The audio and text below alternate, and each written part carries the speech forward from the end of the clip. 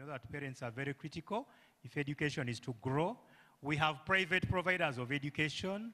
We have teachers, we have instructors, we have the media in this space to help us ensure that this function is not only here. So I would like to warmly welcome all of us and to also indicate that the program has briefly moved on, but where we are, I would like to take the honor to invite the representative from our dear education development partners to come and give the remarks on behalf of the education development partners.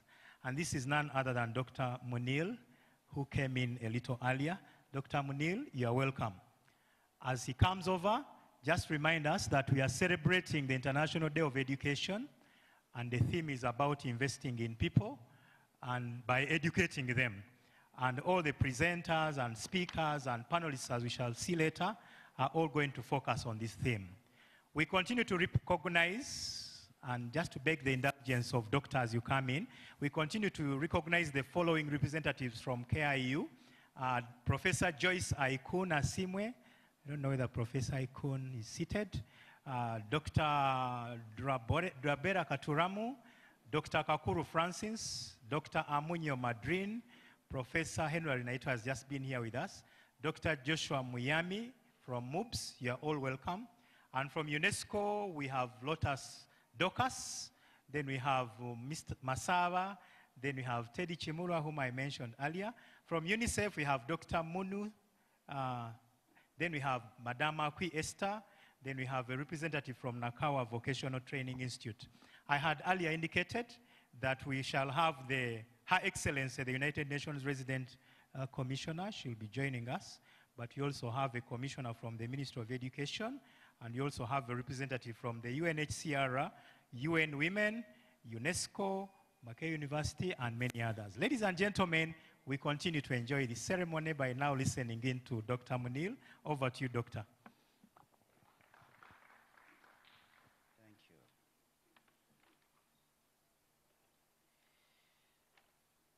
The Chief Guest of Honor, Honorable Jim Muhizi, the Minister of National Security, who is also, by the way, the former State Minister of the Ministry of Education and Sports at the time when Uganda declared the universal primary education. The representative of the Ministry of Education and Sports, the Commissioner of Primary Education, the representative of the Vice Chancellor of Makerere University, the Chair of the UNESCO National Committee, UN colleagues, the representative of civil society organizations, media representatives, students and young people here, and our loved children here, and all those who had, wonderful kind of dances and presentations prior to my speaking role now. Distinguished guests, ladies and gentlemen, it gives me a great pleasure on behalf of the Education Development Partners of Uganda to be among you today here at Makerere University as we celebrate the 5th International Education Day. The theme of the celebration of the international education this year is very unique. As mentioned by a few speakers prior to me, the theme is Invest in People, Prioritize Education. This theme highlights the importance of education as the best investment in people and in nations. This theme is timely as the world is struggling to recover from the learning losses caused by COVID-19 and the unprecedented school closure around the globe. While declaring 24th of January of every year as the International Day of Education, the UN General Assembly called for enhanced international cooperation in providing quality education for everyone.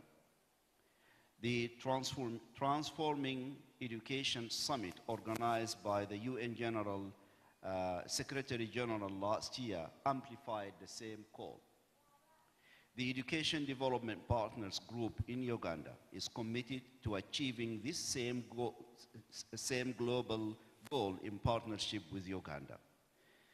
We clearly see the link between prioritizing education and the achievement of Uganda's vision of transforming Ugandan society from a peasant to a modern and prosperous country by 2040.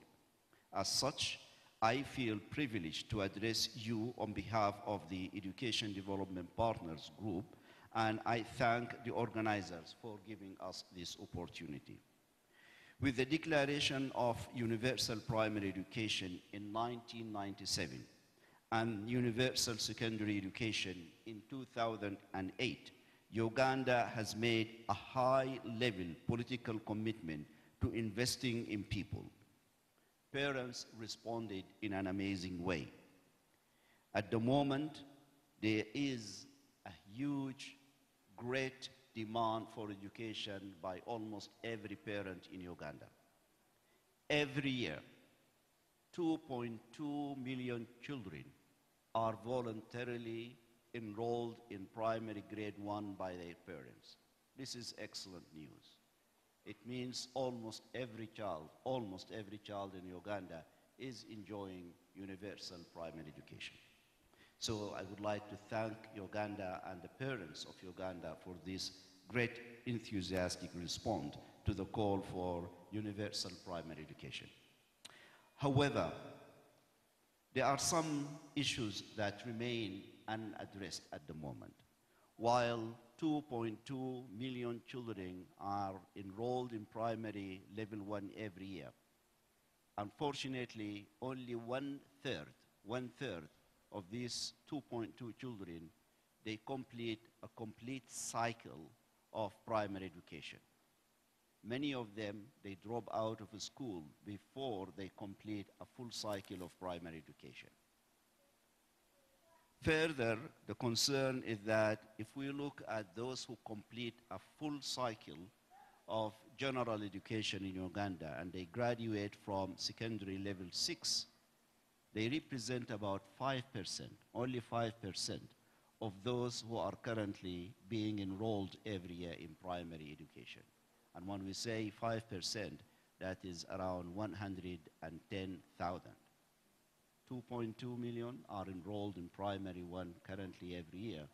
But if we look at the statistics from the Ministry of Education, we see that around 110,000, only 5% of those joining primary 1 are successfully graduating from secondary, secondary 6 level. So this is an indication that we all need to work together to make more financial investments in the education system in Uganda so that every child who enrolls in primary 1 completes not only primary education, but completes the full cycle of general education and graduates with good learning achievement by the time he or she leaves grade secondary 6. To do this, we need to focus on 2 priorities. One priority is to reduce school dropout, as I mentioned. The second priority we need to focus on and we need to invest more in order to achieve is the enhancement of the quality of learning. And I would like to share with you a recent independent study done by an NGO that is known globally or regionally for monitoring the quality of education. This NGO is called UWEZO, U-W-E-Z-O, Uganda. UWEZO carried out an independent study in 2021, and their findings are as follows. For learners who are currently studying or who were at that moment studying at primary level 5, only 48% of learners at P5 were able to read and comprehend a text that is designed for P2. So these are students at P5 but only 48% of them were able to read and comprehend a text written for students at the P2 level. For the same P5 learners, only 59% of them were able to perform numeracy at the P2 competency level. So we are facing two challenges. The first challenge, as I said earlier, is the significant dropout of students before they complete a full cycle of primary education. But for those who continue with primary education, many of them are not learning at the level they should be learning at. So this means we need to invest more in the education system in Uganda. As currently the chair of the Education Development Group in Uganda, I'm very delighted to share with you that according to the budget framework paper for 2023-2024, the projected contribution of the development partners to the education financing in Uganda is projected to increase by 91%. This is really very good news. And the 91% increase does not include the off-budget spending. So if you add the off-budget spending by development partners in the education system in Uganda, it's quite a significant financial investment. And we are doing this because we believe in the education system in Uganda. And we really encourage the policymakers to increase domestic spending on education in Uganda. Currently, the domestic spending is less than the threshold that is expected from a country like Uganda. But I'm also very much delighted to see that Uganda has a wonderful commitment to education. As I mentioned earlier, Uganda was one of the first countries that declared universal primary education in 1997 and also declared universal secondary education in 2008. And I'm so much delighted to be today with you here at Makerere University celebrating the International Education Day and also remembering that this is an education institution, Makerere University, that has been producing quality graduates for over 100 years. So congratulations to the university. I'm also very delighted to share and cite a powerful statement made by His Excellency, the President of Uganda, during the presentation of the budget at the Parliament on the 14th of June, 2022. I quote, His Excellency said, I quote, "We may not do it this year, but in the next financial years, we should insist on free and compulsory primary and even secondary education." His Excellency has always made this commitment and he has maintained the commitment. As development partners, we also echo the commitment of His Excellency, the President, and we assure Uganda and Her Excellency, the First Lady and the Minister of Education and Sports, that we will continue the journey with her and with the Minister of Education to make sure that every child in Uganda enjoys the best of quality education for a full cycle of general education. With that, I would like to appreciate giving me the opportunity on behalf of the education development partners in Uganda, and I wish you, especially our children here, a happy International Education Day. Thank you very much. Thank you very much, Dr. Munil, for representing our education development partners. We continue to thank the education development partners for the huge support they continue to give our country. For those of you who may not be following the events, the education development partners support this country in the field of education on a number of areas. They are into pedagogy, they are into infrastructure, they are into school-related gender-based violence, they are into school health, they are into instructional materials, They are into policy formulation, and we can never get tired of thanking you. Thank you very much, our dear EDPs.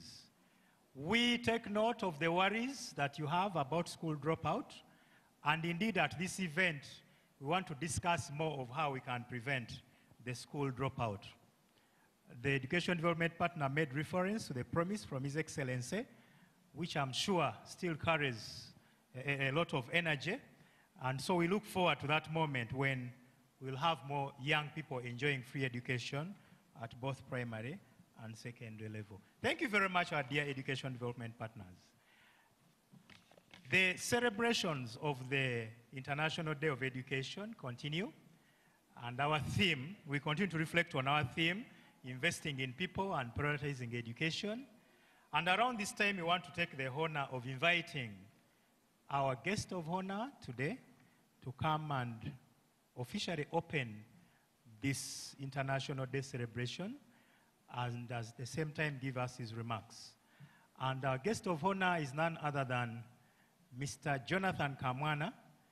Mr. Jonathan Kamwana is standing in for the Minister in charge of security. Mr. Jonathan Kamwana is an education expert. He's an education instructor and trainer. He's an education administrator at the Ministry of Education and Sports. He's very, very passionate about education, especially the subject of teacher empowerment. And so join me to welcome our chief guest to open this function. Welcome, Mr. Kamwana. The floor is yours.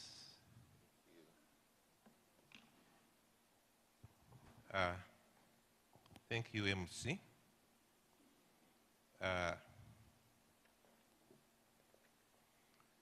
Honorable members of Parliament who are present here today, the Permanent Secretary, Ministry of Education and Sports, directors from the various satellite institutions, commissioners who are present, our development partners, I can see very many of them are with us here, who have spared time to come and be with us this morning. The Vice Chancellor of Makerere University, who is hosting us, and all members of Makerere University fraternity, members of the press, ladies and gentlemen, good morning. When I saw a few seats not occupied, I was a bit worried, but I just want to crack a joke. But when you crack a joke, the press will record it. I hope the press will release this one from their communication because it's a joke. I have a TV in my office, and for the first time yesterday, I saw Parliament full capacity. This morning I was reading from the communication expert from the Parliament, and he said Parliament is a playground for politics, and yesterday they were debating politics. That's why all of them turned up. I don't know which team won, whether it was Arsenal, Man U. The rest is up to you to find out. So when we talk about education, I thought it would be full capacity here, but let me now come to the business that has brought me here. Because education to me is very, very, very important, that we have put anything else apart and attend to issues and matters of education, because I think this is the engine of development in this country. I hope the press has not quoted that one about Parliament, because we're not debating in Parliament here about education. But I know for them, they're interested in writing what is not supposed to be written, because that makes news for them. Okay.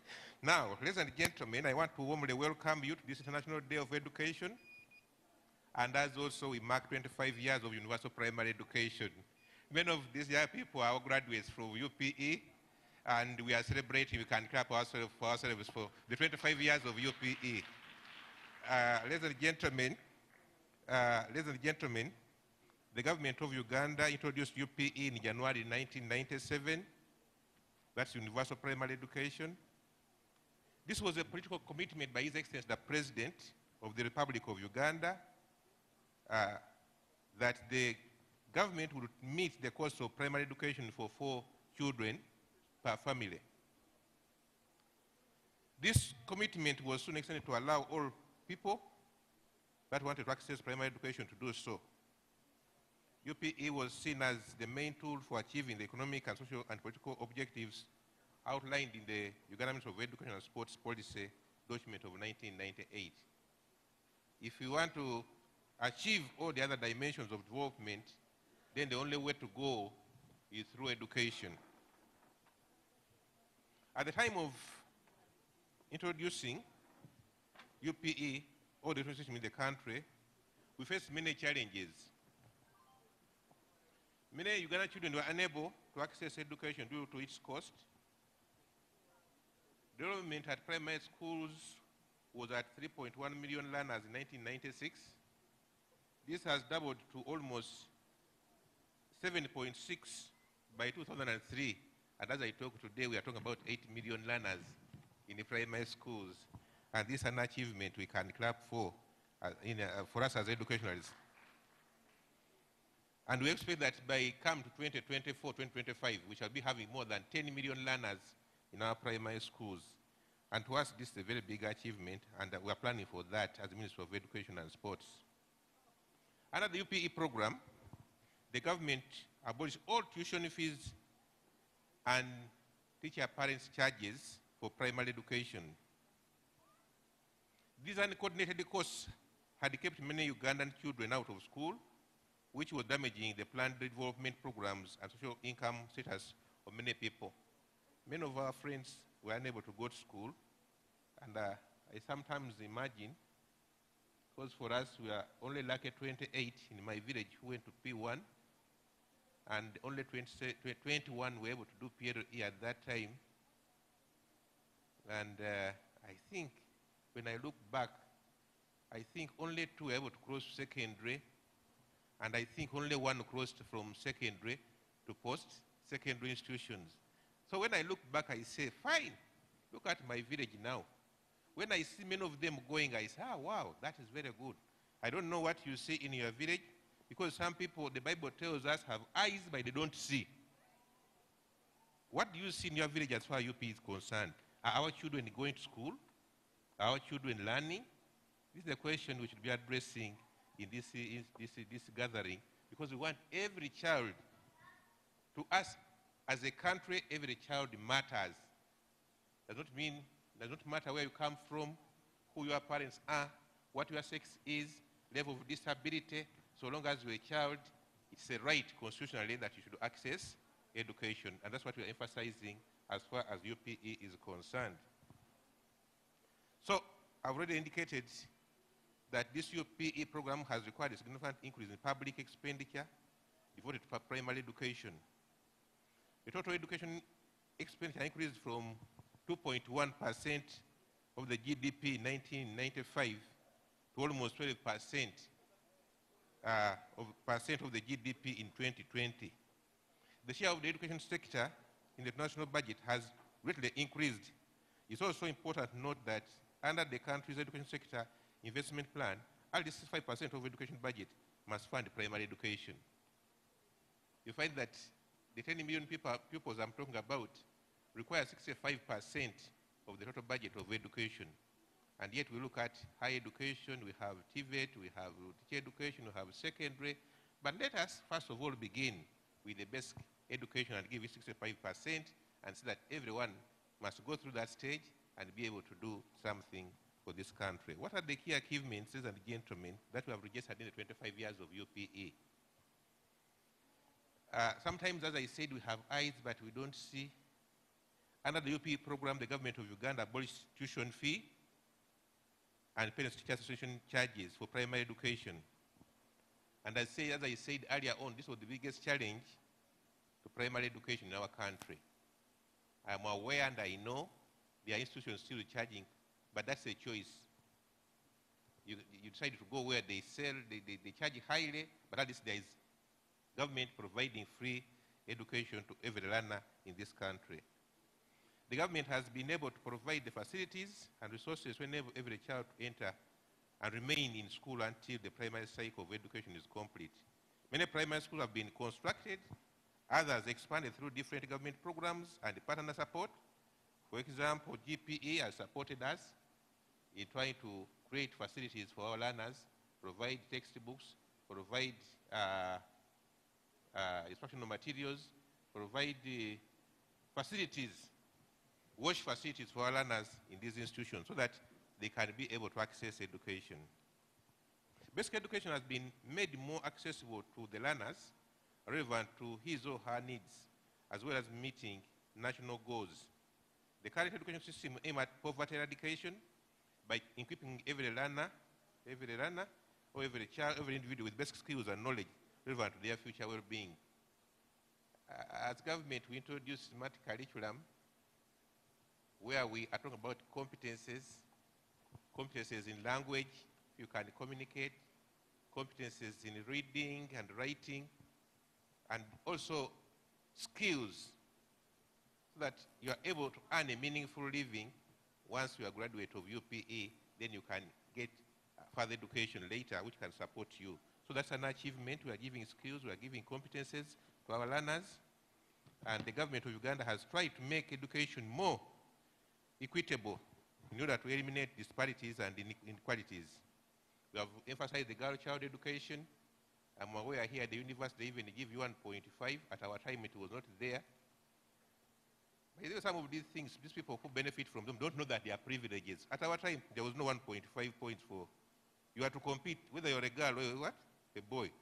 But these benefiting from me don't see it. So we are emphasizing the girl child education right from an early stage as government. That's a deliberate effort to ensure that all children get education. We are also ensuring that learners with disabilities who have special needs are admitted in our institutions.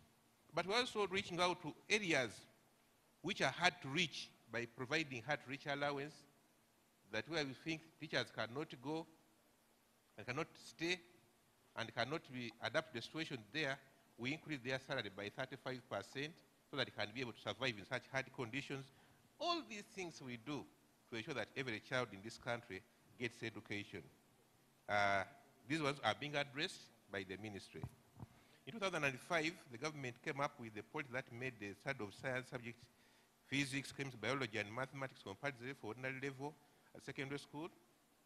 This was planned with the name of enhancing science education as registered investment to create a critical mass of scientists and in support economic growth and development in the country. I don't want to mention, but I can mention that even right now we are paying science teachers higher. If you're a graduate, you get 4 million. And all these are efforts by government to ensure that we get the science that we need in this country. But apart from that one, we have built laboratories, we have equipped them, and we're emphasizing STEM, science, technology, and mathematics. These are being emphasized and given special attention, and all these are things that we have achieved as a country as far as education is concerned. Primary education was decentralized with the aim of promoting local government participation in the education system. Different stakeholders have interested in their children education and are given opportunity to develop bylaws and ordinances that can make education better in the different localities. I don't know, but I think you know better than I know that local governments are empowered to make bylaws to promote education. Say, for example, on issues like feeding, but I don't know whether they are making them because most of the time they are on other issues other than education. You don't quote me for that also. The government has been able to recruit and post more teachers to primary schools. The teacher pay and capitation grant sent to schools has greatly improved. When we began with UPE, we had, I think, paying 4,000 per child. Right now we are paying 20,000. We have increased that amount of money, and this is a commitment by government to ensure that all those students who come to school get the quality education that we are talking about. So funding has increased. The pupil-teacher ratio, which gives an indication of contact between the pupils and teachers in classroom, improved slightly from 65 to 1 teacher in 2000 to now 53 per teacher in 2020.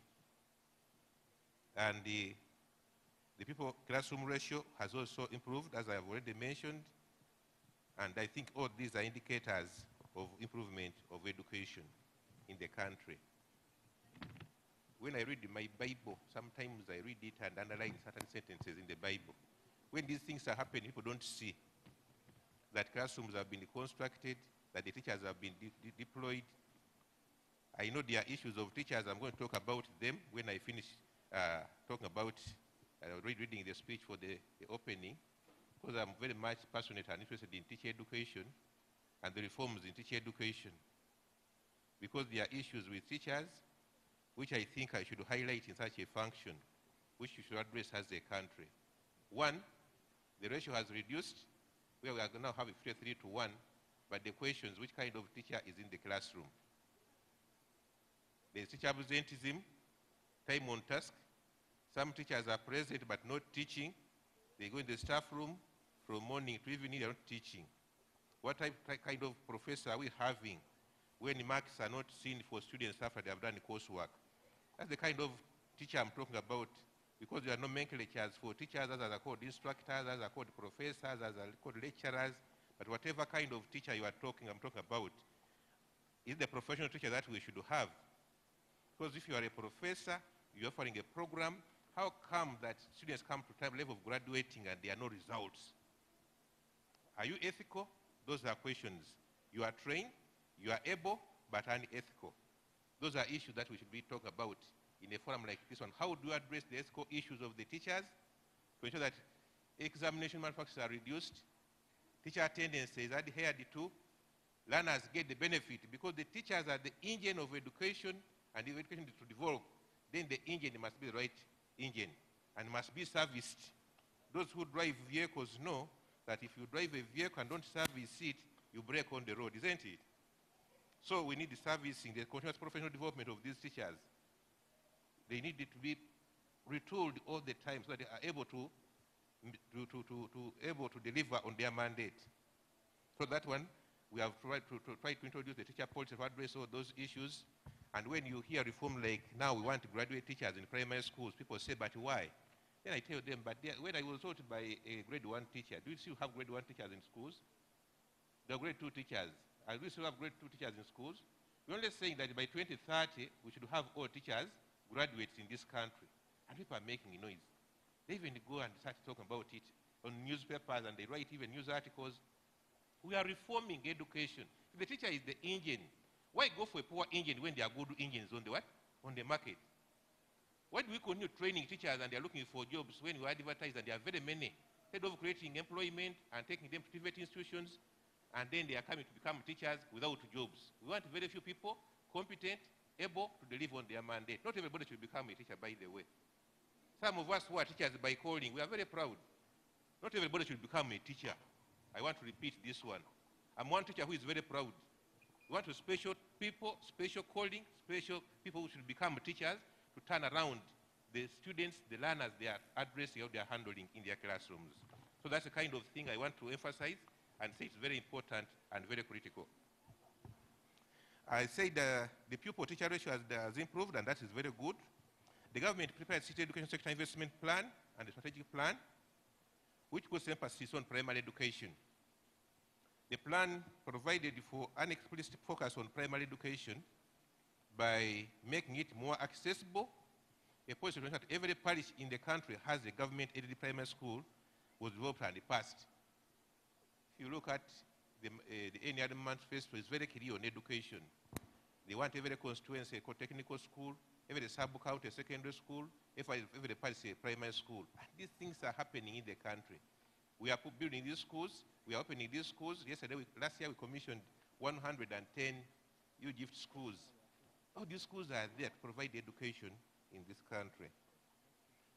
Many teachers developed programs. Many teacher development programs have been put in place, have been talked about, with an aim of making our teachers better. In fact, for teachers, let me say this, only the best is good enough to become a teacher, not something to say, he's around. No, you don't teachers who come around, waste people's time. Only the best should be a teacher in this country. And I want to say this, that one the press can quote, not everybody should become a teacher. Those who just want to come around and pass time, waste people's time and what have you. No, not at this time. Where we are, only the best brains should become teachers. Students getting A at A level should be the one we take for education, not those with E and C and D. No. You now be getting the best brains, the best scientists should become teachers. That's why we are paying them highly. We are paying them highly because we want the best brains. If you turn around education in this country, the only way to go is to get the best brains, they become teachers, then we can turn around, the other developments will come, and social development, economic development will come if we have the best brains as teachers in this country. And not everybody should become a teacher. That one should also be underlined, bold. Only those who have a passion, who have a calling to handle learners, should be able to become teachers. That one you can quote me. We are providing instructional materials, and that one is very good to improve the pupil book ratio. That one has been done by government. Science equipment I've already mentioned, and all these are to improve the program of education. So it's also important to note that many learners have come through the UPE program and completed their education. The other year we were celebrating the first graduates of UPE, and there were very good testimonies of those who were able to access education through UPE, and we celebrated their success. The government subsequently introduced universal secondary education in 2007, and the higher institution programs have also been put in place. Now we have the higher education financing scheme. If you go to university, don't have education, and you are a scientist, you can apply for a loan and we pay for your education. And many students have benefited from these programs. And these are real programs. Those who want to benefit from them have applied and have been taken on. And all these are government interventions to improve education people don't want to see. What are the factors contributing to this success? One is the government's commitment to the UPE policy and the other policies by increasing the funding.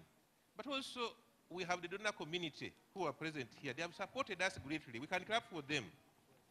UNICEF, UNESCO, all these, they are here to support us in education. For us who are working at education, we know how much time they put in and how they value education in this country. They spend their time planning, coming up with intervention to support government programs to ensure that we achieve the intended desired aims for education for learners in this country. Thank you, Donna. And also the political, let us clap for the politicians, the political will. His Excellency, the President, has the will to support education. That's the will.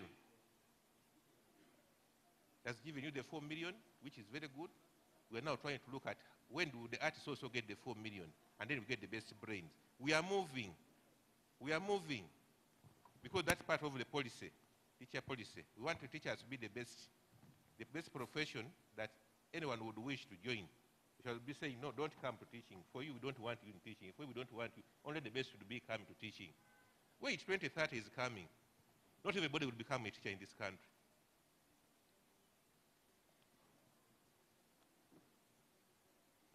I want to say that other key factors to the success of UPE remain the parents' willingness to send their children to school.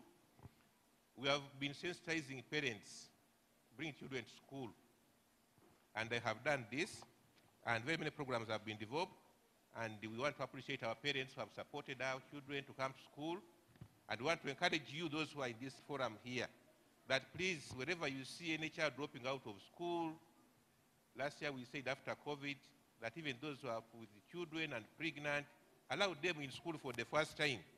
And I remember when I went to my village, the reverend in the church said, you stand up. You people, how do you allow people who are pregnant to back to school? How do you allow girls who have delivered back to school? Then later I gave them the microphone. I said, Reverend, with due respect, why do you allow them in the church? First send them out of the church, then we don't do, they are not allowed anywhere, then we shall also send away them from school. So we are even kind of those who are even pregnant, who are falling out of school because early pregnancies and deliveries, we told them, come back to school. For the first time, government came up and stood the farmer and said, allow them. Teachers were telling us, where shall we provide room for them? We said, find space for them, but even we don't want to condemn now two people, the mother and the child. Sometimes when we make these statements, people think it's fun. But You condemn a mother, you condemn the what? The child born. Allow them back to school. Let them continue. All these are interventions to support education in our country. But there are areas which require attention, as I said. We need to do research. And when I come to universities like Makerere and other universities, I'm happy Chambogo is here, Mobus is here. They will tell us the economics of education, because those are they majorly look at the economic part of it, business school. I'm told the other professors who are here. We need to do more research on education. We need to come up with innovative methods. Support the people who are not against the teacher policy. They say, why do we open up an institution for teacher education? Because the policy is saying, as professor is the teaching profession. Fine. Let us move those unethical conduct in the profession at all levels. Because they are unethical conduct by members of the profession. Let us remove all of them. Huh? Let us come up with an institution, specifically for education, like other countries elsewhere. But let us also do research and come up with innovations in education that we can promote this country as far as education is concerned. That area, please, universities, and I'm happy I'm talking about this when I'm in Makerere, please, members, let us do research. Countries that have developed spend a lot of money in coming up with studies, doing research on what they are doing.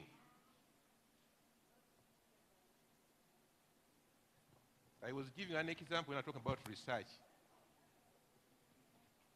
These learners who are here, we are talking about a computer, digital learning, designing a website. When I was in P1, we didn't have a mobile phone. Now, children in P1 play computer what? I didn't play computer games. I was playing this one, Tampo. That was what I was playing. Yes. So we need to do research. There are many changes. There are no mobile phones. Now we are handling examination. We are having classroom, Google Classrooms, Moodle Classrooms. We are coming up with hubs. Eh? And technology is changing day in, day out. Eh? The other day when we first had the mobile phones, they were very, very big like this.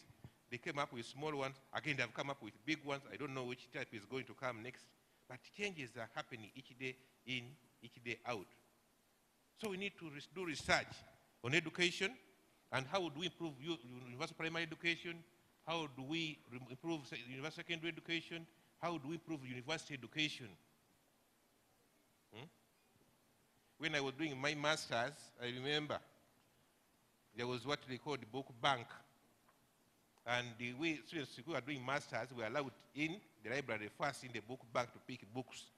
And I remember I was given how many volumes. It was a whole bag. It was called aviation. The old men who are here know aviation bags. They are very big. It was full of textbooks. Now you don't need a full textbook, a full bag of textbooks to do a master's.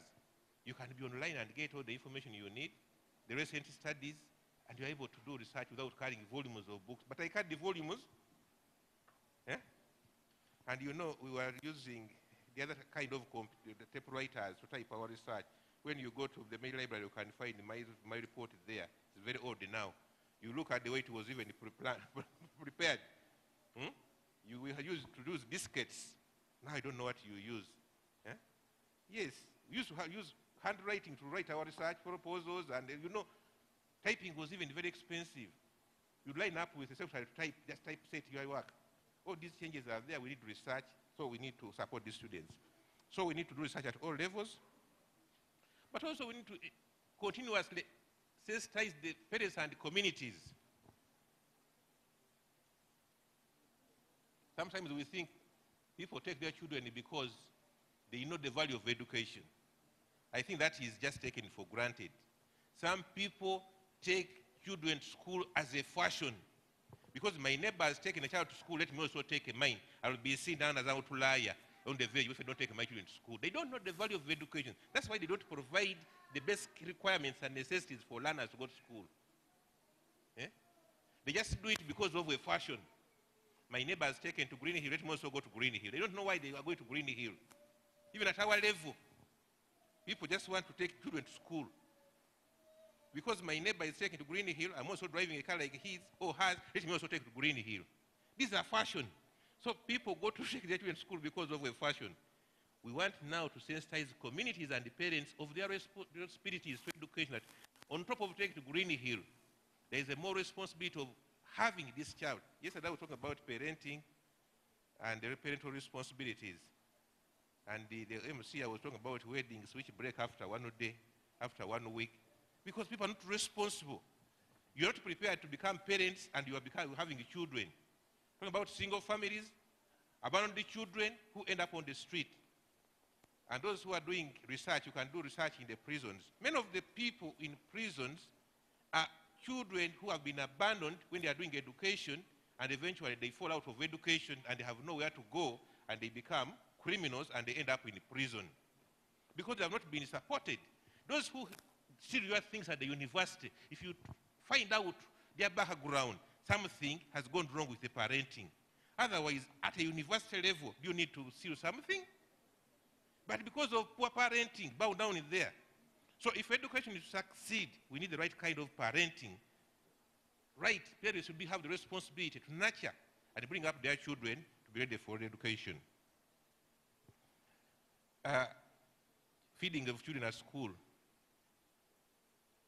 I think this is a responsibility we will not talk about in a forum like this one. But our parents shamelessly send us children, and they even make statements, outrageous statements. Abana ba Museveni, those are Museveni's children, let him feed the children. Such statements are made by our parents, and the president should, because as promoted UPE, USE, therefore, you should also take over the responsibility of feeding the children. Whereas government has the commitment and responsibility to do what it's supposed to do, the parents also have a role. I wish I was in the parliament, I would not become a politician anyway, would come up with a law that you bring up, if you produce a child and not responsible, we take you to prison. Yes. Because you should support this learner. Bring up this person. But you know, in Uganda, you can, government begins at pregnancy. First of all, antenatal is free. You go and get all the antenatal services from any health facility free of charge. Even during time of pregnancy and delivery, services are free, only for those who want to pay for the services. When it comes to immunization, 6 killer diseases, now 8 killer diseases, it's also what? Free. And education is also what? Free, making the parents lose focus on their responsibility as parents. Because this freeship from time of pregnancy, they care for the mother, you even provide the mosquito nets for the pregnant mothers, all these we have done to educate people. But people think it's a privilege that you can pregnate as very many as you want, since you're going to be given net. They can go and, even go and abuse the midwives at the health facility. You midwives, don't attend to my wife. And we can tolerate that also. So all these things are happening in this country, but we are saying no, enough is enough. We should be responsible parents, and therefore we should know the responsibility that education is important, and therefore we should support our children. We need to get concerned with the transition rates. I give you an example from where I was. I don't know what percentage is that. We were 28 in primary 1, completed at 21 of us completed PLE, only 2 of us joined secondary school. From secondary school, only 1 went post-secondary school. I don't know what rates those are in percentages. How many in my class? I don't know whether you have taken the trouble to find out from your class where you came from wherever the village school you are in, and you are here at Makerere. How many of you, these days we have 240, 140, 180 in P1. How many of you completed P7? You have never bothered to think about it. How many of them went to secondary school? We even given the opportunity to go to secondary school. But how many of those who were in secondary school were able to go to tertiary institutions, either a primary teacher's college, either institution, a TVET institution, or university? So all these percentages are worrying, because many of our graduates are getting lost around there. So as an education forum, we need to address this, that the completion rates are emphasized, and people are able to attain the level that they are supposed to attain. Ladies and gentlemen, when I talk about education, sometimes I divert a lot, but I want to say thank you to all of you for coming. and attending this forum. As I told you, that education is the engine of development, but the teacher is the engine of education. I hope you are getting me fine and clear. If you are to develop this country, we need education.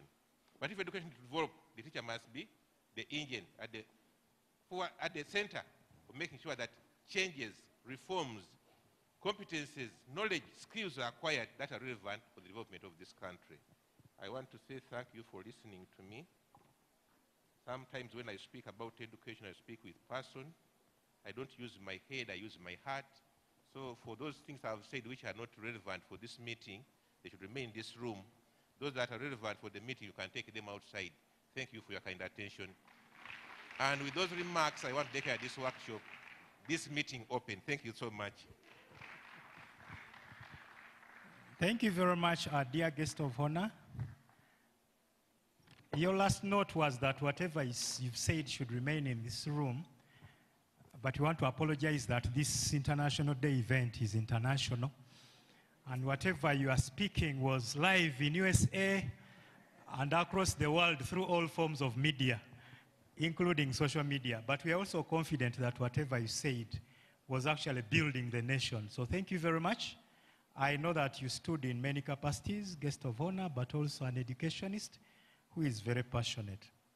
He reminded us that not everybody should be a teacher, and I think those were not his words. Those are words from the Bible.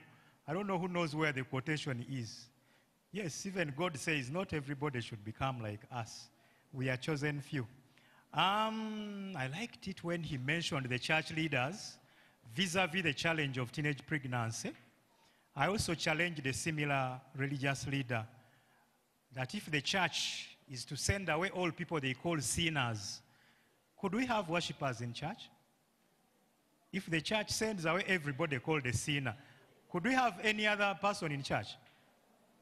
You may be surprised that even some leaders in church may also be away from church. So thank you very much. And Mr. Guest of Honor, we want through you to send our greetings to the Honorable Minister of Education and First Lady for the great work she's doing for this country. You've narrated a number of achievements, and we are sure she's been up there patronizing over those achievements and still doing more. Please deliver our greetings to her. May I request that we stand for just a minute? The science people tell us that the blood needs to flow. And as you stand, talk to your neighbor. Ask them only one of their New Year's resolution. People have made a resolution this year. Ask your neighbor what is his resolution, and also share yours. Okay. Okay, and I can see people having great ambitions of things to do this year. When I read the lips, I see those who are planning to marry. I see those who are planning to construct. I see those who are planning to go for a PhD. Thank you very much and congratulations. May you get back to your seats. May you get back to your seats. We are shortly going to listen into the Secretary General of UNATCOM, but as we get there, on top of the standing, let me just do a very quick quiz to see if people are alert. Just around here, who is the current Prime Minister of the United Kingdom? Here. Okay, over there.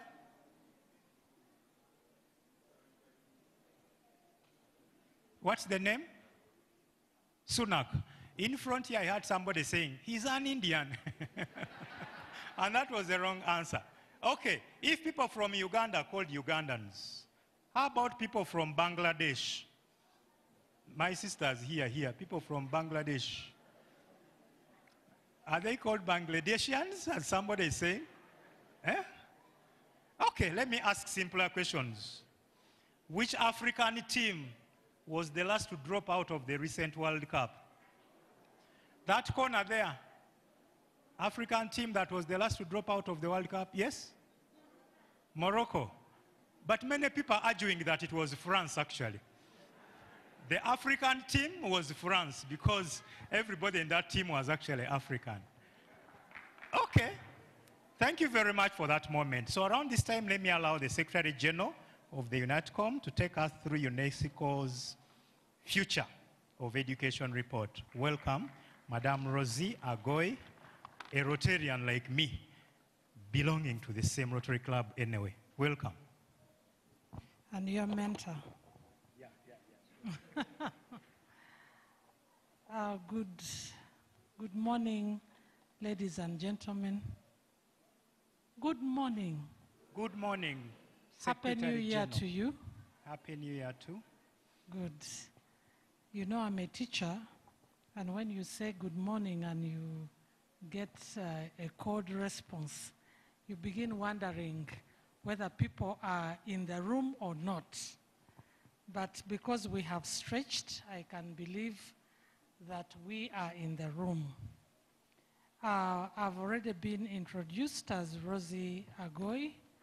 I'm the Secretary General of the National Commission for UNESCO, and I'm here to present the futures of education as reimagined collectively and led by UNESCO. We are here for a very important function because we are celebrating the International Day of Education. But as we do this, we need to reflect on what kind of education we have and what kind of education we would want to have. And what are the things that we want to go along with, and what are the ones that we would want to drop. That is the basis of what I am going to share with you. UNESCO, the United Nations, Angela, I think you are better off manning because we've done this together. So if you can run, please run. Angela is the ICT officer at the National Commission. She's in charge of my presentations and documentation, so she knows exactly what to do. Not to say that the guy behind there or the lady is inadequate, but she kind of knows what exactly to do.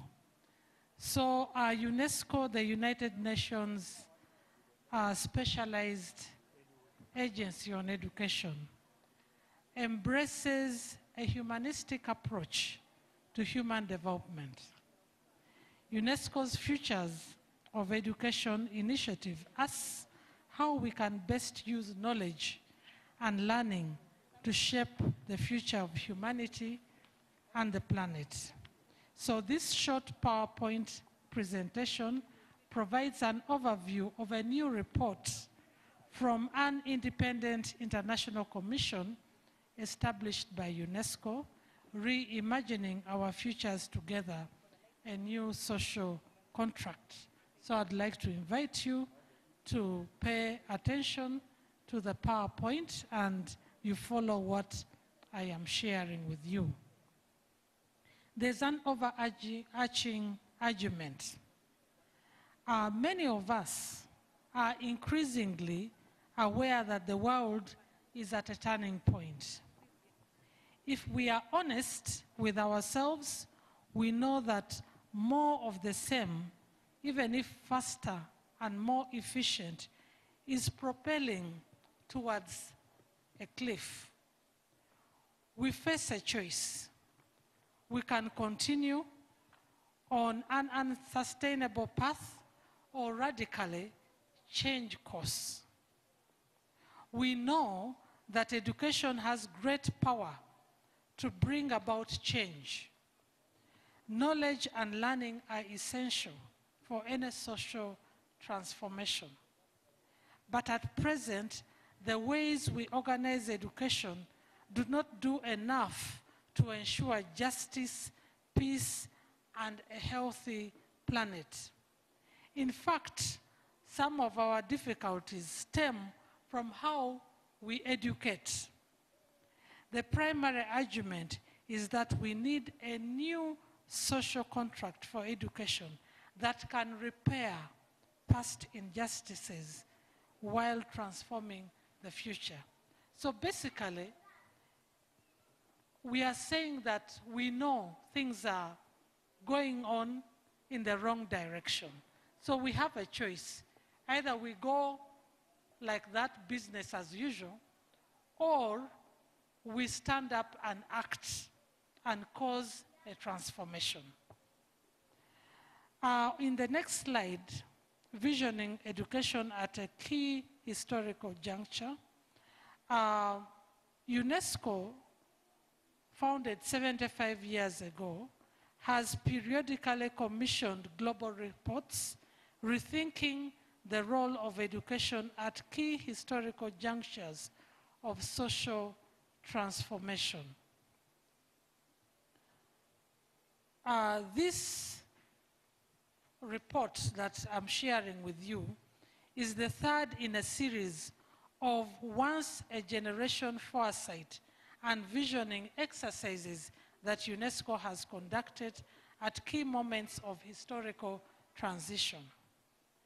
The first of these reports, there was one, Learning to Be. The World of Education Today and Tomorrow, released in 1972, already warned of the risks of inequalities and emphasized the need for the continued expansion of education and for lifelong learning. This was followed by the 1996 Learning, the Treasure Within report that proposed an integrated vision of education around the 4 pillars: learning to be, learning to know, learning to do, and learning to live together in a lifelong perspective. The latest report, that is 2021, presents a forward-looking vision of education. It lays out an agenda for dialogue and action at multiple levels. In the next slide, unfulfilled promises and uncertain futures. That is now about the report. It begins with an assessment of the state of the world. Long-term trends show that we have come a long way in education in terms of educational access, learning outcomes, and gender equality. But progress has been uneven, and many of today's gaps are based on yesterday's exclusions and injustices. 1 in 5 children in low-income countries and 1 in 10 across the world are still out of school today.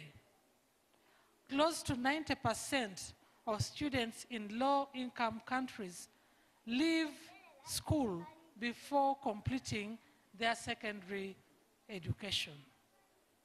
The COVID-19 pandemic has greatly worsened these problems and exacerbated inequalities. You remember we were locked down for 2 years? The longest any country had. So do you think we are still at the same level with other countries? The others had ICT-enabled learning. The children in my village in Dokolo were busy hunting birds to roast. And some of the girls were being taken away by men to be wives. So where does that place us as a country? And many other places, I'm sure, experience the same.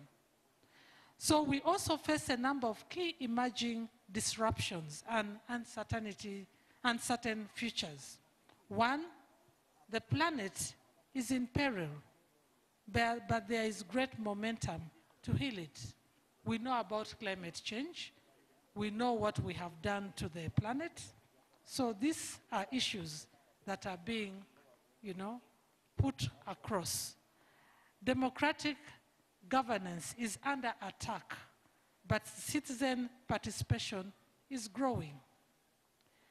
Digital technologies don't always deliver on promises, but have huge potential.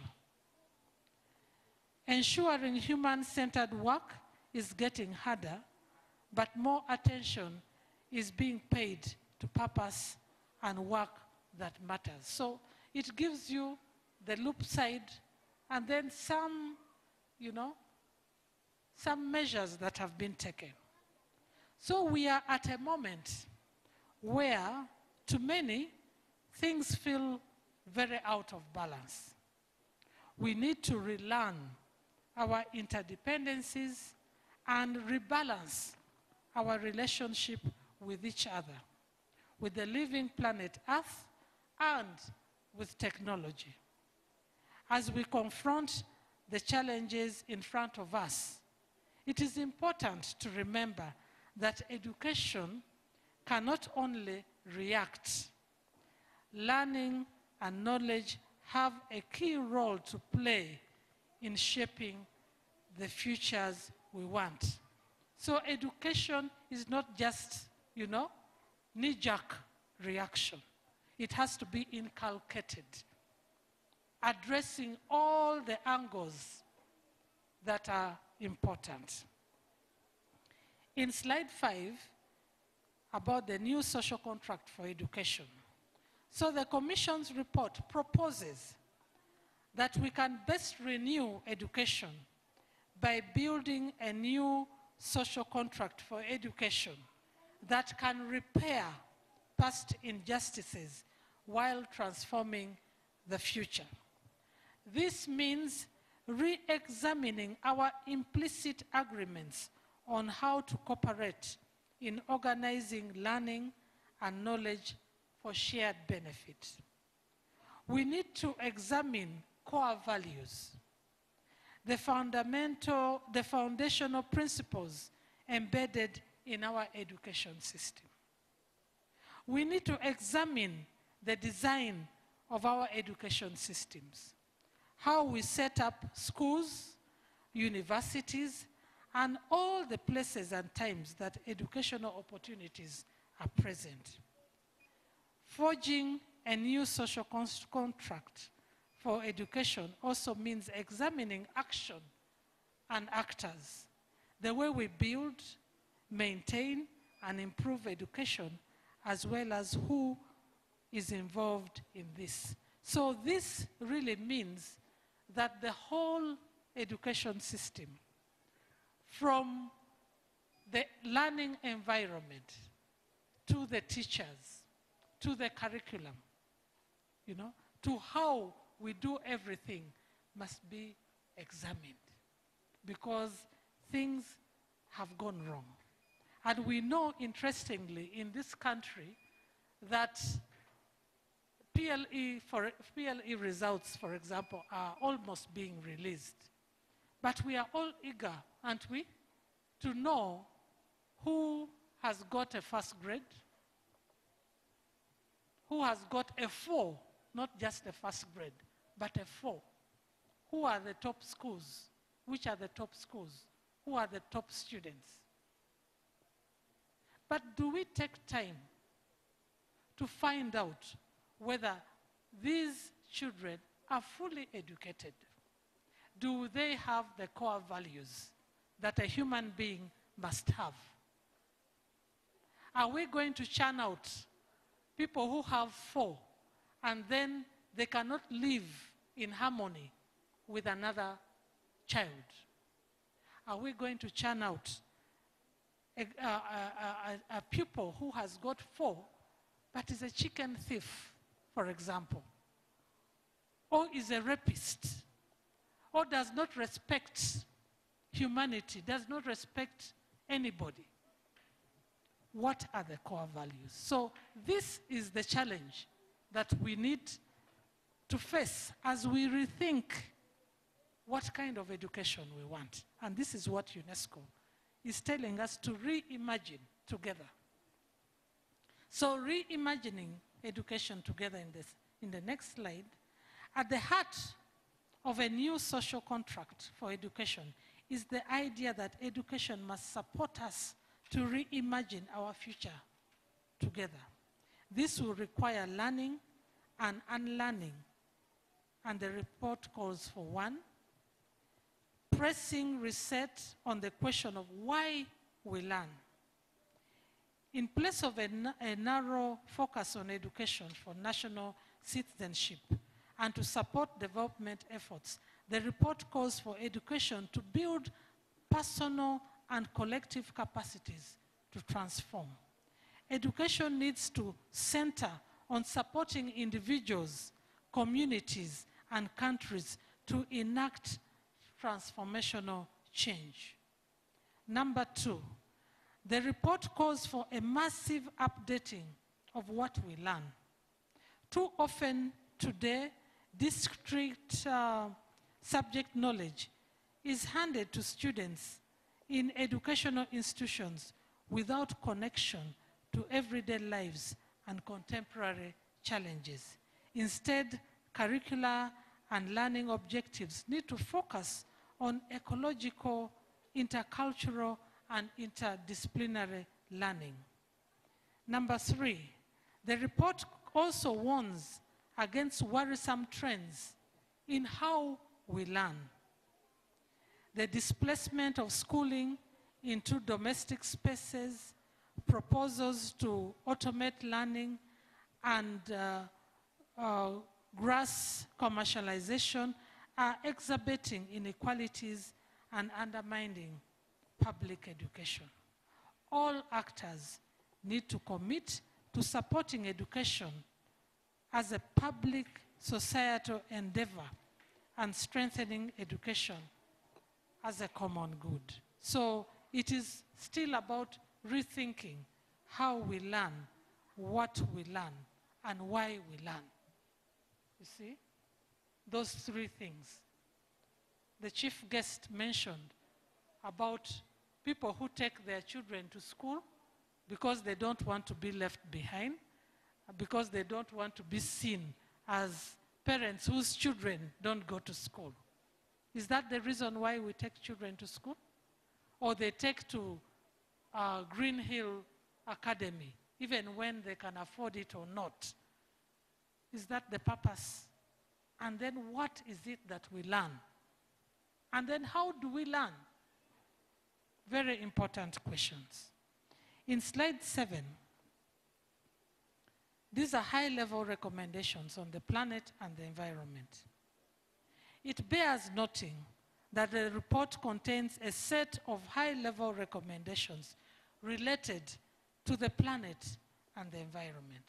Why are we talking about the planet and the environment? You know, many times, you know, we are learning, yes, but we don't know that Mother Planet is the provider for all that we need. This education that we are having, unless we think about the environment, will be meaningless to us. Because once we destroy planet Earth, we cannot have another planet unless we now educate to rebuild what is lost. And this is why the planet and environment is a key issue. The report cautions that the most educated people and countries are typically the ones most accelerating climate change. I think you will agree with this. In Uganda, I think many of the educated people are the ones that own cars, are the ones that can afford bottled water. But what do we do about them when we drink? This is when you are at the highway and you see bottles flying out of Prados, you know, and big cars. And then you think, you know, are these people really educated?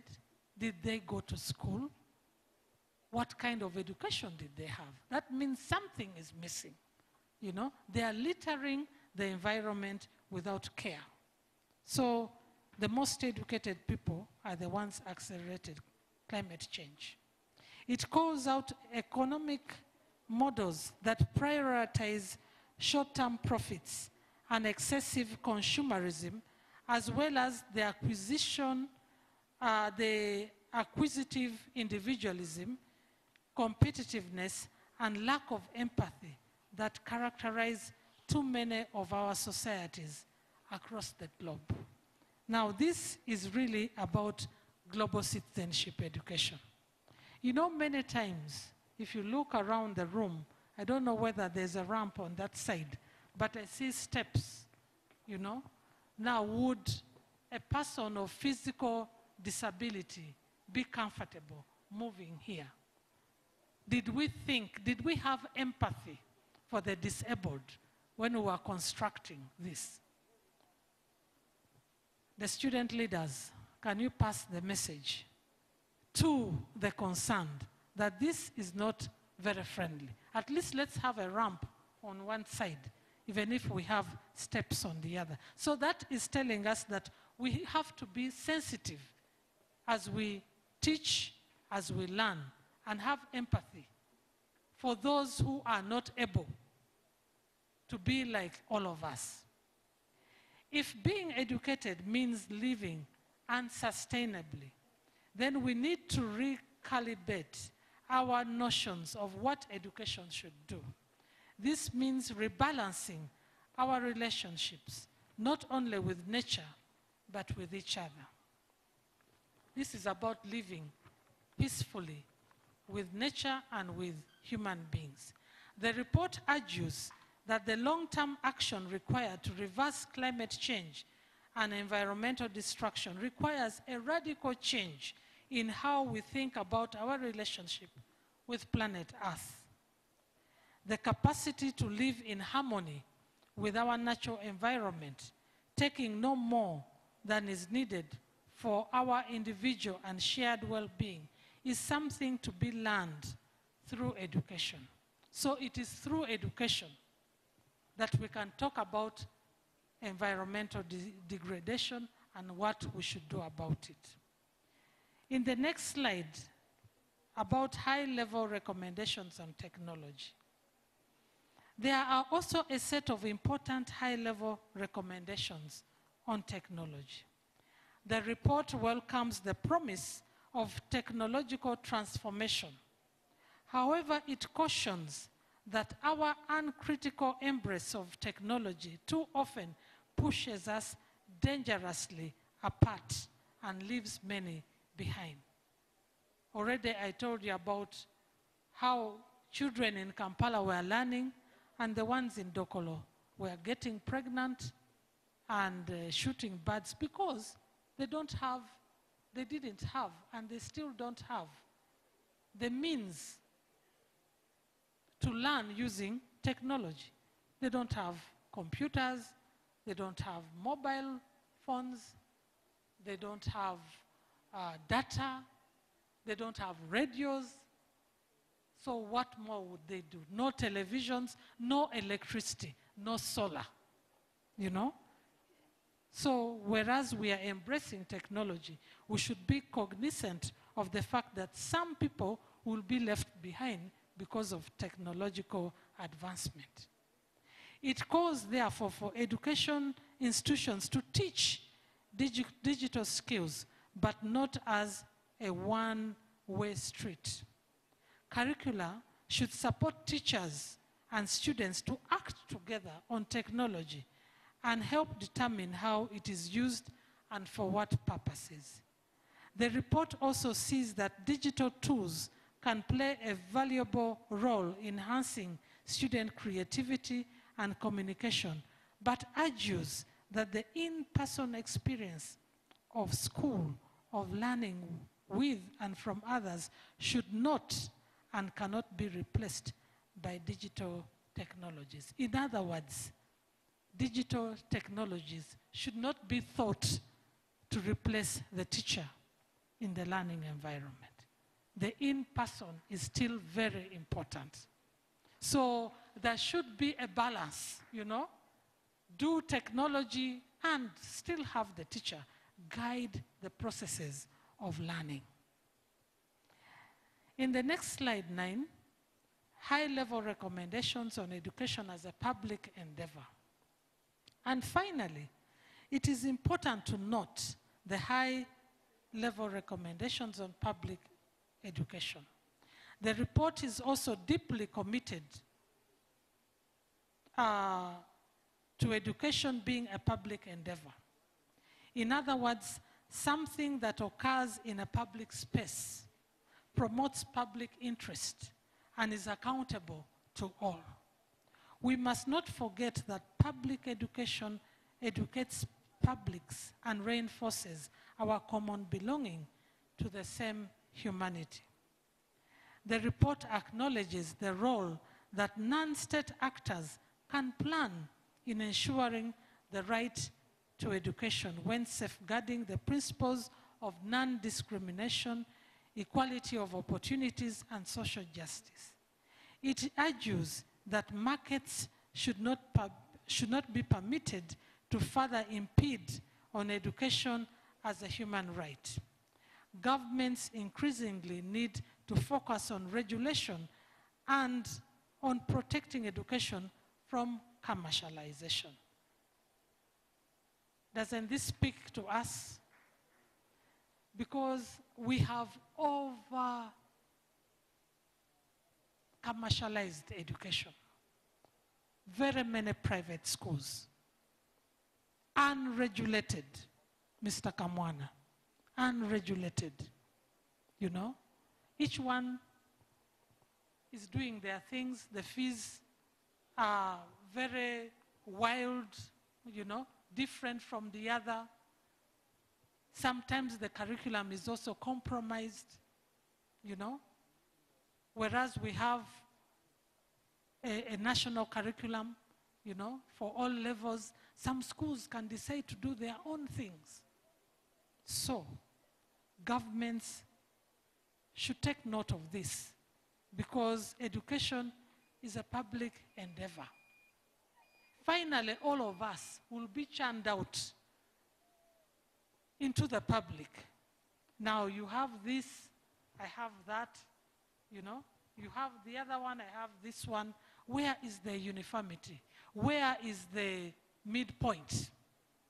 Do you see the inequalities, the differences? That is not what we want. In slide 10, renewing education. In conclusion, despite the urgency of action, the report argues that we have reason to be full of hope. We now have greater access to knowledge and to more tools that help us collaborate than ever before in human history. Education, the way we organize teaching and learning throughout life, has long played a role in transformation of human societies. It connects us within the world to each other, exposes us to new possibilities, and strengthens our capacities for dialogue and action. But to shape peaceful, just, and sustainable futures, education itself must be transformed. So the Commission has issued a call to renew education.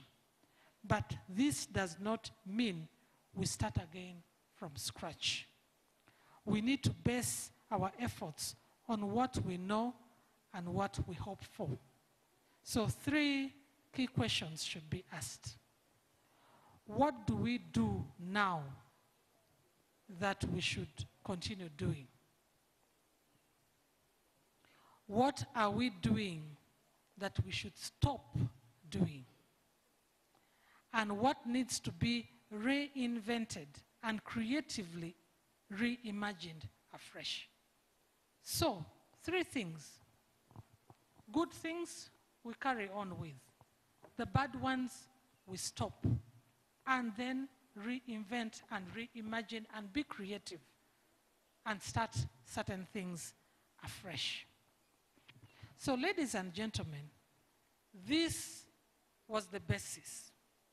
And this, therefore, led to a number of regional meetings worldwide. In Uganda here, we partnered with the Eastern Bloc. Then finally, it led to a pre-education summit in Paris.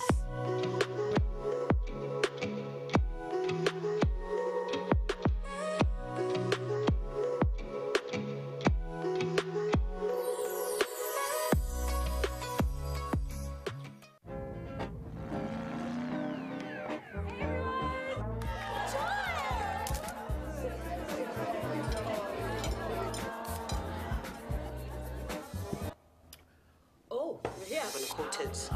You're going to take your oxtail and then you're going to brown it.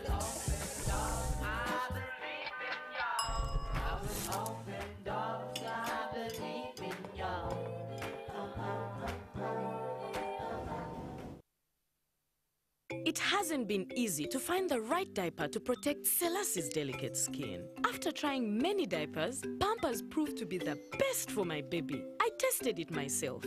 I placed Pampers and an ordinary diaper under clear bowls with a hole in the middle. I poured 1 cup of water in each diaper. I saw that Pampers absorbed 2 times faster. So almost no wetness can be felt on my baby's skin. I only trust Pampers for my baby. Go try it yourself. Work, work, work. Work's over. Busy Biters, get down to snack business. When snacking is under attack, we'll be there to fight back. GMA proudly presents a drama filled with love, as well as hope. Is it true that God reads all the letters we send him? Grace, a rebel at life, but also in search of true love, Whoever you are, I hope you will come into my life soon. which is why she is supported by her younger sister, Joy. See, that is why you never had a boyfriend. The next time you see somebody that you really like, you kiss him on the lips. Bro, what? Can we take a break? And he is Lucas Matthew, your typical ladies' man, but also a hopeless romantic.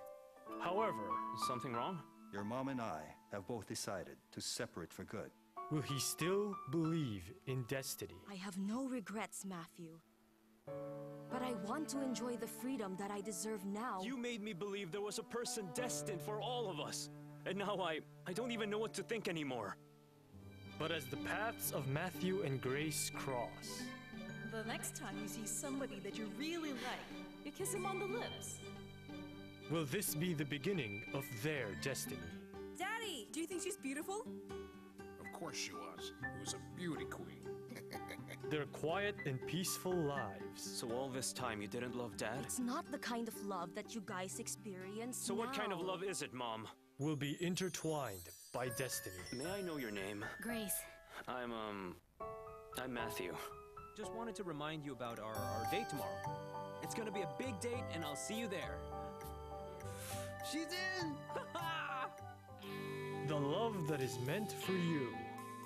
Will you wait for it? Will you chase it? Will you look for it? Hi. Or will it search for you instead? I was right. I knew it was just my imagination. So, how would you know if you have met the one in a world full of love? My destiny.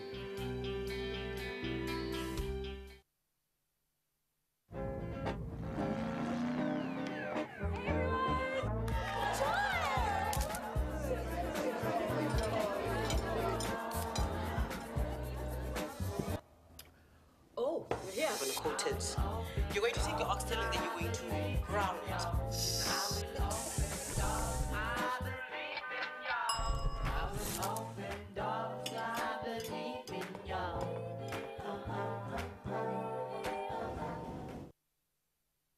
On the next episode is brought to you by Rock Boom. Feel the positive energy. On the next episode.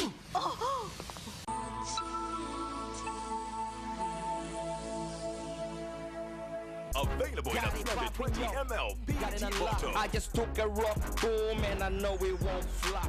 Rock Boom. Feel the positive energy.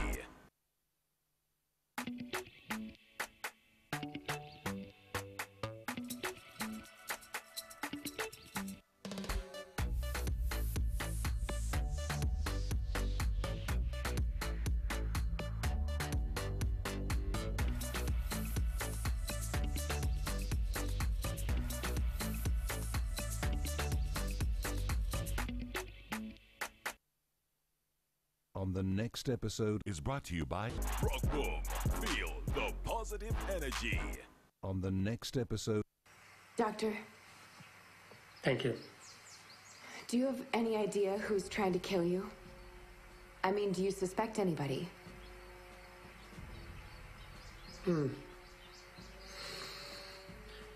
At this time, I suspect everybody and nobody at once. Phantoms circle my head, but I can't find an explanation to who wants to see me dead. But are you sure, sir? I don't know, somebody you know Why might are you be... asking me such a question? What do you know that I don't?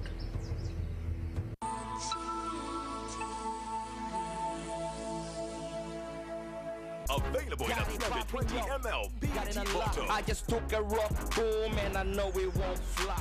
Rock Boom. Feel the positive energy.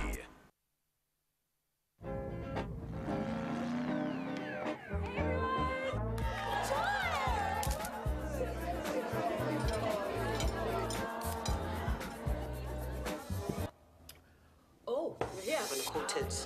You're going to take your oxtail and then you're going to brown it.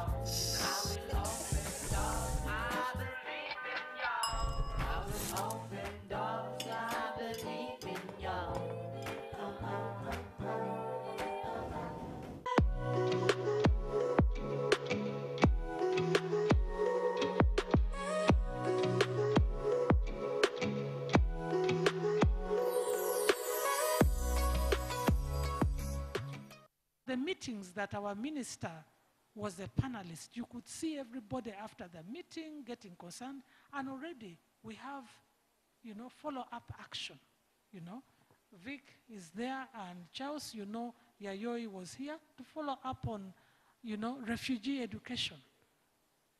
I was pleasantly surprised that we had a whole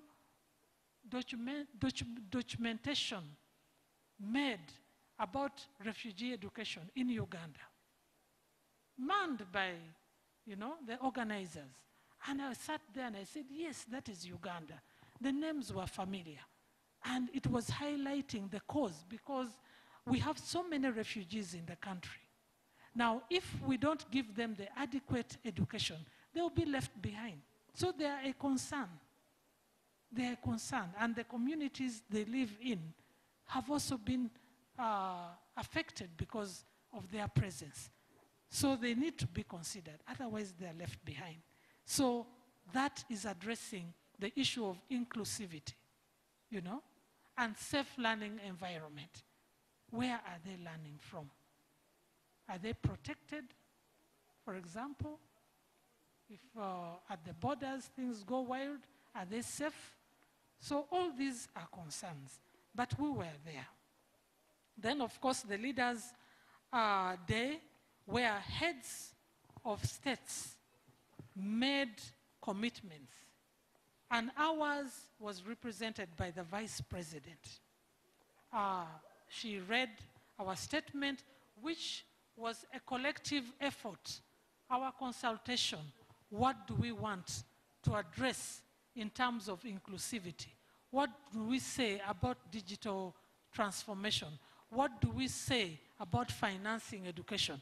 Those were commitments, and we made them there, together with other heads of states. Of course, the expectations of the summit were three. It was about commitment, it was about public engagement, and then this overall summary by the Secretary General of the UN. Now, let me share the outcomes of the summit.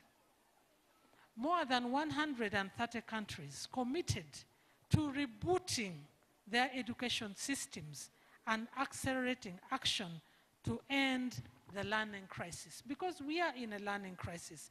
Losing 2 years is really a crisis. You saw how we are trying to catch up, with time, accelerate learning procedures and processes. It is not easy. We are still trying to catch up. Then the commitments that were out of the summit are a result of 115 national consultations where leaders, teachers, students, civil society, and other partners developed collective recommendations on the most urgent tasks. According to a UN press release, nearly half of the countries prioritize measures to address learning loss, just like we are doing. We are not different, trying to catch up with lost time.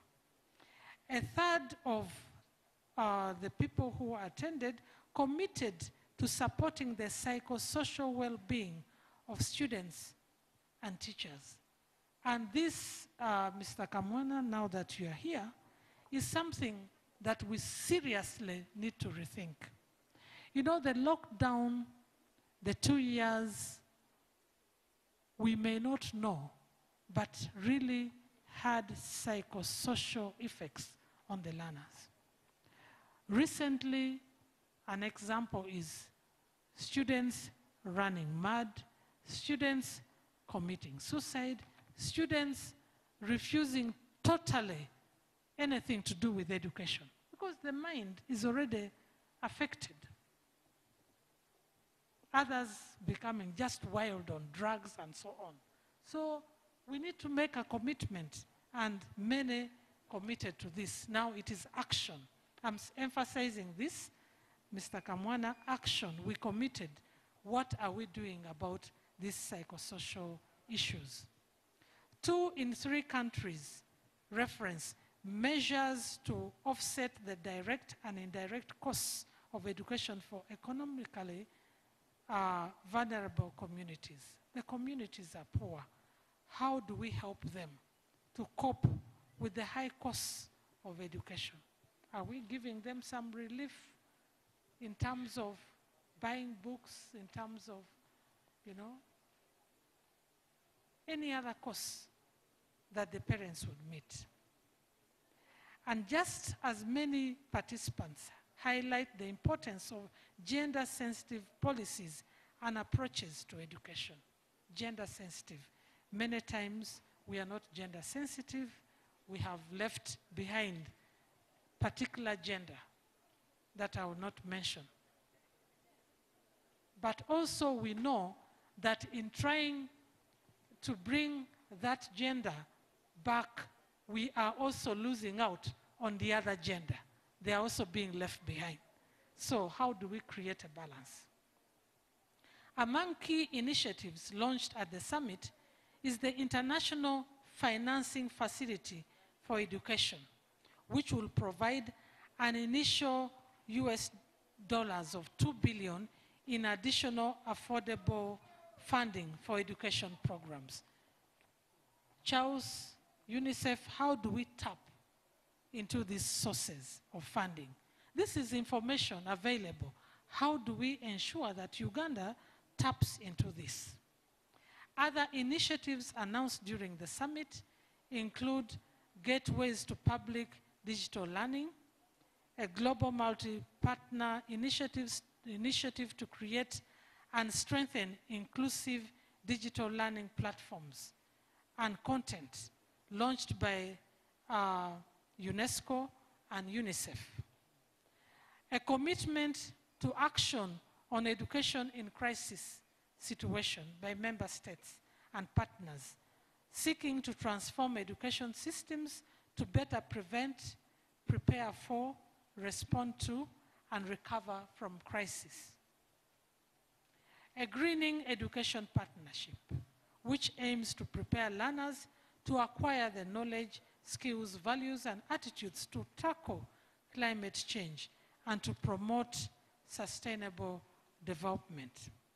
So, in conclusion, ladies and gentlemen, the futures of education is really about embracing the fact that we have been hit, things have changed, we cannot continue to do business as usual. We need to wake up and change with the changing times. We need to educate and ask the why, the what, and the how. We need to run with what is good, drop what is bad, and reinvent and rethink what we need to do. We need to be cognizant of the fact that education is not about grades in school, but is about knowledge, value, skills. How much are we teaching our kids to use their hands? How much of the values are we inculcating in them? And what kind of knowledge are we giving? So everything is laid out for us. We only need now stakeholders to come together and embrace all the issues that have been outlined so that we have a better education. The future of education is in our hands. So thank you for listening to me.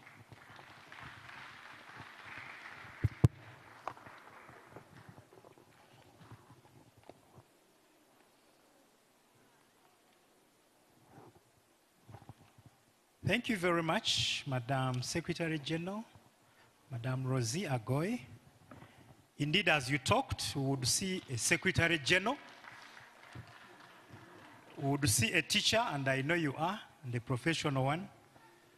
We would also feel a Rotarian. We would see a parent who is very passionate about what's going on. But we would also see a counselor and a person very passionate about education. Thank you very much. We all heard the questions she asked, and it is upon us to continue reflecting about those questions. Madam Rosie, next time you want the numbers to be bigger, I'm also present. I can also escort you to the United States and enjoy New York, but also discuss. So you can put my name in your diary for now, among those to consider next time. Otherwise, we want to thank the team that represented the country so much in that engagement. I remember when she was starting, she mentioned something around the type of education that we have, which is more about cram work. And that one reminded me, a teacher of a P2 class coached her class on how to greet a guest of honor who was coming the following day. And the guest of honor was supposed to be female, and she was supposed to come in the morning. So they crammed the greeting in advance. Good morning, madam. Incidentally, the guest of honor changed, just like ours changed today. So the following day, the guest of honor came in the afternoon, and he was male. But because they had crammed, they maintained the greetings, good morning, madam. So you see the challenge with the cram work. Otherwise, thank you very much. I want to plead for this university. There's a ramp. There are many ramps around this building, only that there's no ramp to the platform. But when you get behind, there are quite a number of ramps. We want to get towards the close of our engagement by getting into a panel discussion, and a number of panelists were lined up to take us through that discussion. I want to use this very moment to invite them over one by one, as I mentioned a few things about them. Our first panelist is none other than Madame Connie Alezio. Madame Connie works with the UNHCR, United Nations High Commission for Refugees. She's the coordinator for Uganda Education Response. She contributed to development of an effective coordinating structure for the education response. She previously managed education in emergency projects. She also made a contribution to Uganda National Strategic Plan for interventions for orphans and etc., etc. Welcome, Madame Connie, and take any seat you feel comfortable. Our next panelist is a student, a very young, beautiful lady by the names of Rebecca. She is a student of Tropical High School, Kavalagala. Rebecca, where are you? And then she's also a literacy champion at Read to Learn Foundation. who through sports and community service has won herself a scholarship from P4 up to Senior 4. Where's Rebecca? Welcome, Rebecca. The third panelist is a very amazing person. She is a medical doctor and a pediatrician. She's a public health specialist and an adolescent health expert. She's a full CEO of a big organization in Uganda here called Stepping Stone Platform. She's a director, a co-director of Chisasi College. I know she's co-directing with Honorable Sengendo, who is the husband, a former MP of Kawempe. And then she's a mother of a good 6 children. So she's coming here to speak on behalf of parents. And with that number of children, definitely we shall get the facts from you, live and clear. The other person at the panel is a very great gentleman called James Brian Ntwatwa. James Brian Ntwatwa is a four-eyed man who is the founder and CEO of an organization called Incredible Youth. He's a very smart gentleman, as you can see. He's a vice president of Institutional Development Advance International University, a chief strategist. He's a chairperson of so many things. He's a marketing director, Bronstone Canada Academy. He holds a Bachelor of ICT. And Madame Rosie was wondering how we can boost our ICT. I think in part of the panel discussion, we shall hear a bit from her. The next panelist is Mr. Lyombia, Kelvin Joshua. Mr. Lyombia, as you move forward. Mr. Lyombia is a very great man who is the 88th Guild Minister for Academic Affairs. I want to guess at this university. Is it this very university? Wonderful. He's also the 88th Guild Representative Councillor. He's a third-year student of Bachelor of Science in Agriculture. He heads the Startup Africa in Mackay University. I know he's planning to get married when time comes, not now. But we can see that he seems to be a very organized young man. The next panelist is none other than a person from the UN family. Her name is Elizabeth Mushabe. Elizabeth is a program specialist leaving no one behind in the UN fraternity. She is a public health specialist. She's a management specialist. She has over 20 years of service in diplomacy work. She has rich experience in gender and human rights. And she has done a lot of interventions around conflict management, girl-child education. The list is very long. Did I forget one panelist of mine? I think I have all the panelists I needed. And the person going to help me in managing this panel is none other than Linda. We already heard that Linda is a youth development strategist and that Linda is a certified life coach and she did psychology and she's a licensed holder of a flight operation certificate and many other details. Linda, can you start us off at this panel discussion? Use the mic you have. Then I keep this one to me because I know that at one time you require my intervention. Thank you. Kindly take over. Ladies and gentlemen, still with us online and virtually, we are still celebrating the International Day of Education. And we are still focusing on our theme of investing in people as we prioritize education. Please proceed to the panel. Good afternoon once again, ladies and gentlemen. Today, we all know that our theme for the day is prioritizing education, investing in people. And we have the right people today to help us answer some questions in how we can prioritize education, invest in people, and make education very reliable, but then also very relevant for the current generation and the current trends and the changes that we are currently experiencing. First, on the panel discussion, I would want to give the opportunity to the youngest person on the panel, and that is Rebecca Achan. And Rebecca, my question for you is, what innovations do you think have to be made in education? Could you also remind dear panelists about the amount of time they have? Yes, you have about 1 minute to answer. Oh. Okay, 2 minutes, because we've run out of time. But just try to... We can amend it to 3. So many amendments have been made in Uganda. Okay, 3 minutes. At least, thank you. All right. From my point of view, I think the first innovation to be made in education. One, particular focus on community libraries that focus on literacy should be put in place, especially in communities that are underserved and have a big gap in education.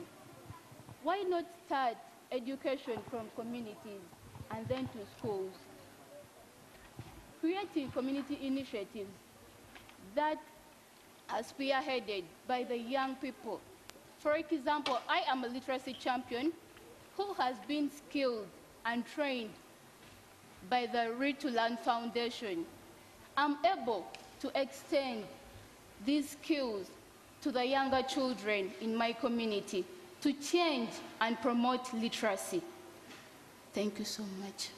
Thank you so much, Rebecca. And this takes me to Dr. Hanifa. You've talked about putting in place community libraries. And the question I would love to ask Dr. Hanifa is, as we prioritize education, is it just about passing exams, or are there other issues that are of importance? Thank you very much. In the context of being a parent, really, we all appreciate that our times have gone where passing exams was the only thing. Much as we can still jubilate, but these days, as the world is changing, it's no longer just passing exams.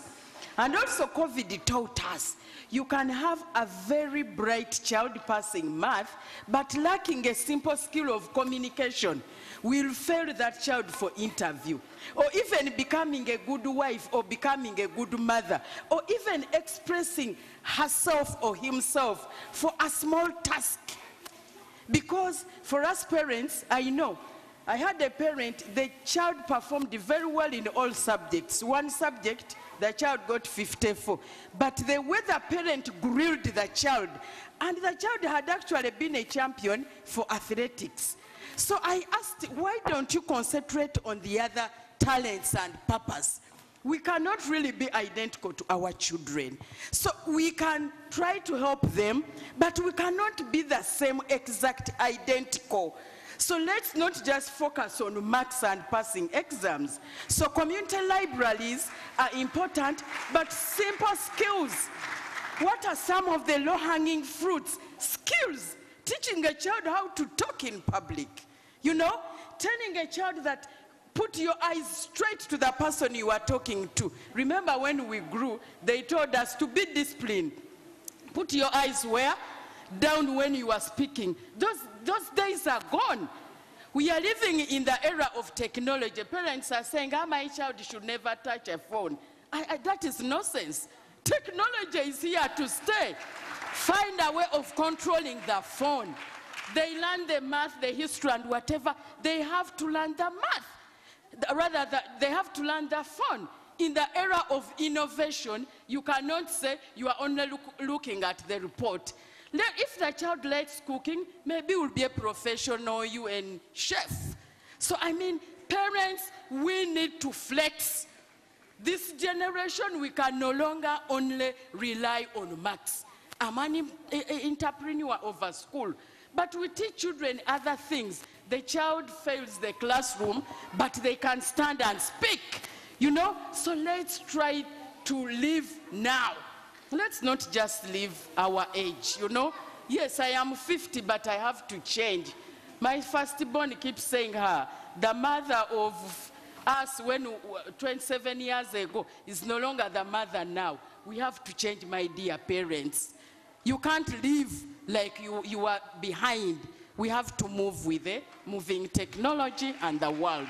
But control, we have to control and remain the authority.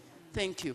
Thank you so much, Dr. Hanifa. I always love the passion that Dr. Hanifa speaks with. And now the next person I'm going to ask, because Doctor has talked about technology and the fact that things are changing. And this is the moment when I ask Brian a very important question, and that is with artificial intelligence. Recently, I read an article about a gentleman that submitted his, I think, report for his PhD using ChatGPT, the open AI that we are all exposed to right now. And it was so neat, it was so clean, it was well coordinated, the sentences and everything. And the professor was wowed. Like, he was like, how is this possible? But then later he got to realize that the student had actually used AI. It is there. It is there to remain with us. And in the next 3 years, it's going to even become worse. AI is there, technology is there. For you, Brian, someone who does career guidance for the young people, what is it that you have to tell us about technology and the advancements in education now? Did you mean artificial intelligence when you said AI? Yes, artificial intelligence, yes. Hello? Yes. Thank you so much. That's a very wonderful question. My name is James Brian Twatwa. I come from Incredible Youth International. I'm very happy to talk about this topic because it's very unfortunate that our guest of honor is not in the room, but I hope this message gets to him. I think in as much as he recommends that not everyone is a teacher, I strongly believe that at this era, everyone is a teacher. Everyone. A student is a teacher. A child that is 2 years can become a teacher. But of course, levels change. You are supposed to teach yourself. There's so much that can no longer be contained in the school classroom today. If you are going to make a difference in your society, there's so much that you can learn just by conversing or having a discussion with a person, just by talking to a border guy that is taking you from one place to the other, just by talking to or listening in radio or TV or whatever that you're involved in. So it's very important to learn from this day that you are a teacher. And if you want to live up to the new future of jobs and technology, it's very important to learn so many skills on a daily basis. Our teachers have a curriculum that they follow that is missing so many wonderful things that we need to involve in. Like the passion that our dear parent and a school operator is talking about. These are things that you cannot necessarily learn in school. She's talking about experience. I don't think she learned whatever she's doing from the classroom, but learning, having an experience, taking time to get mentorship and the right exposure helps a lot in the new era of technology. Technology, you cannot condense it, you cannot complete it, you cannot learn it. You need to be able to